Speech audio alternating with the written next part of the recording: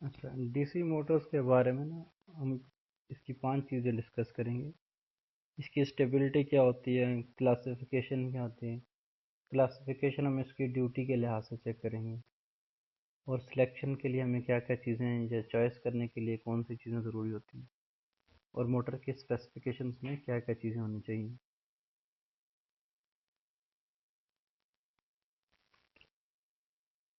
Steady state stability में steady state stability होती है जिसमें हमारे चेंजेस जो हैं वो आहिस्ता आहिस्ता से अकर करें, जैसे इनर्शिया की वजह से या इंडक्टेंस की वजह से स्लोली अकर करें।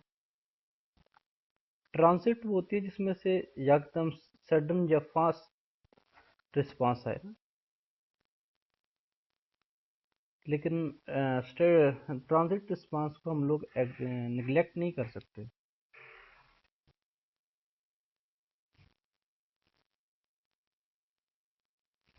चाहे मोटर की क्लासेस मुख्तलिफ तरह से होती हैं। ड्यूटी साइकिल्स, इसमें ना कंटिन्यूस ड्यूटी के लिहाज से शॉर्ट टाइम, पीरियाडिक, इंटरमीडिएट और विद स्टार्टिंग एंड ब्रेकिंग और लोडिंग के लिहाज से होती हैं।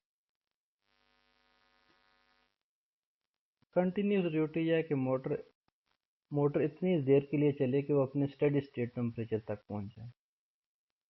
ठीक है, जैसे जैसे पेपर बेलों के अंदर लगातार मोटरें चल रही होती हैं। मोटर इस लेवल तक इतनी देर चलती रही कि हमारी अपने स्टेडी स्टेट टेम्परेचर तक पहुंच गई।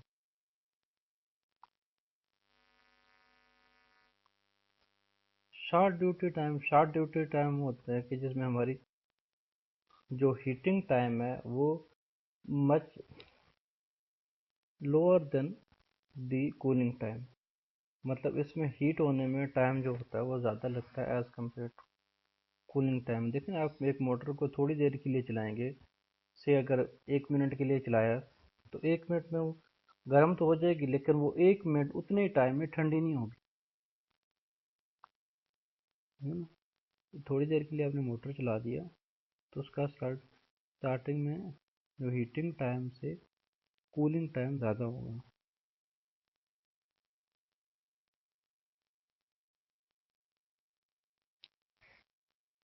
इंटरमीडिएट पीरियाडिक ड्यूटी क्या है कि थोड़ी देर के लिए चलती हैं, थोड़ी देर के लिए रुक जाती हैं, यानी कि पीरियाडिक ड्यूटी होती है, थोड़ी देर मतलब ऑन ऑफ होती रहती है। जैसे हमारी ड्रिलिंग मशीन है,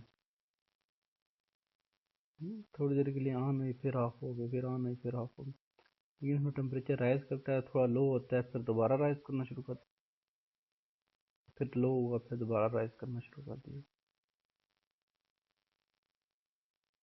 intermediate periodic duty with starting, वो पिछले वाले सिंपल पीरियाडिक ड्यूटी थी, यहाँ पे विद स्टार्टिंग ना, मतलब स्टार्टिंग के लिहाज से।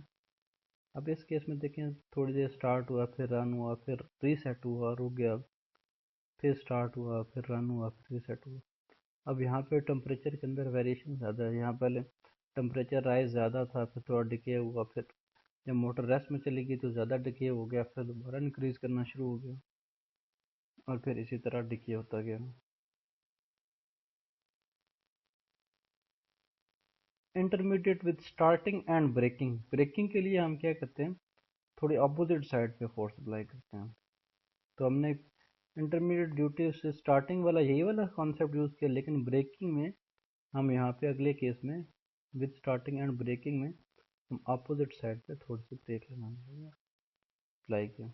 अब देखें ब्रेकिंग के केस में यहाँ पे भी हमें मोटर जब चलेगी तो हीट बढ़ती जाएगी, टेम्परेचर क्या वो आहिस्ता आहिस्ता बढ़ता गया, मैक्सिमम मैक्सिमम तक पहुँचा, उसके बाद आहिस्ता टेम्परेचर राइज करता गया,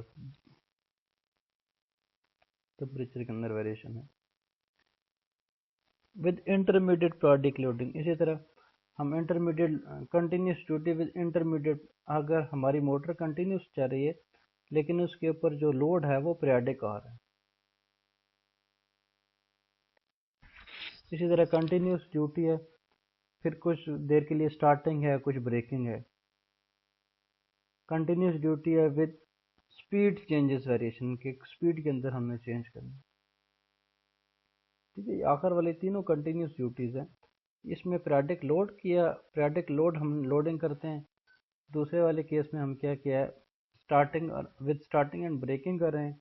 तीसरे वाले में हम क्या कर रहे हैं, स्पीड चेंज कर रहे हैं। अब मोटर का थर्मल हीटिंग मॉडल देखें कि मोटर जितना गर्म होने में टाइम लेती है, कूलिंग होने में जब एक लेवल तक पहुंच जाती है तो उससे नीचे कूल होने के लिए यहाँ पे ज़्यादा टाइम लेगी इसमें। अब फर्ज करें मोटर को आपने स्टार्ट किया, तो मोटर एक स्पेसिफिक टेम्परेचर तक राइज करी, ठीक है। अब हमने मोटर को से 10 मिनट चलाया, तो 10 मिनट में उसका टेम्परेचर जो है से 40 डिग्री तक चला गया, ठीक है। अब 10 मिनट में 40 डिग्री, 0 से 40 डिग्री तक चला गया, 40 डिग्री तक चला गया। अब उसको बंद कर दिया। अब बंद कर दिया तो 10 मिनट हमने उसको छोड़ दिया, 10 मिनट बाद चेक किया तो उसका टेम्परेचर अभी भी 10 सेंटीग्रेड था। मतलब ये कि कूलिंग के लिए हमें ज़्यादा उस उस ज़ीरो लेवल तक पहुंचने के लिए ज़्यादा टाइम चाहिए होता, लेकिन शुरू में कर्व वैसे ही डाउन हो रही थी।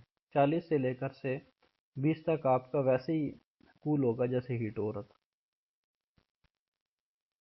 मोटर की सिलेक्शन के लिए हमें उसका इकोनॉमिकल ऑपरेशन चाहिए कि उसकी डिपेंडेबिलिटी, उसकी एफिशिएंसी, उसकी लाइफ के लिहाज से, ऑपरेशन के लिहाज से सेफ है या नहीं, कितना सेफ है हमारी मोटर चलने में। इसी के सर्विस की थोड़ी रिक्वायरमेंट हो, खामोश ऑपरेशन हो, ऑटोमेशन हो, ऑटोमेटिकली सिस्टम चलता रहे, सिस्टम को अडॉप्ट कर दे, अवेलेबल हो मुख्तलिफ साइज में। तो मोटर को चूज़ करते वक्त हम उसकी कॉस्ट, उसके इलेक्ट्रिकल करेक्टरिस्टिक्स, इनके starting, running, free speed control, braking, और मैकेनिकल करेक्टरिस्टिक्स जैसे लुब्रिकेशन, नॉइज, वेंटिलेशन, और इसके अलावा हम अपना वो अवेलेबल लोड साइकिल चेक करते हैं कि हमारे लोड का क्या हिसाब किताब है, किस तरह की ड्राइव हम यूज़ कर रहे हैं। हमने ड्राइव में ग्रुप ड्राइव, इंडिविजुअल, और नेचर ऑफ सप्लाई हमारी क्या है। अब मोटर की स्पेसिफिकेशन जो हॉर्स पावर में होती है, आउटपुट पावर, उसके रेटेड वोल्टेज दिए गए होते हैं, excitation, winding, RPM, current, voltage, frame size, और उसकी रेटिंग पता होनी चाहिए हमें।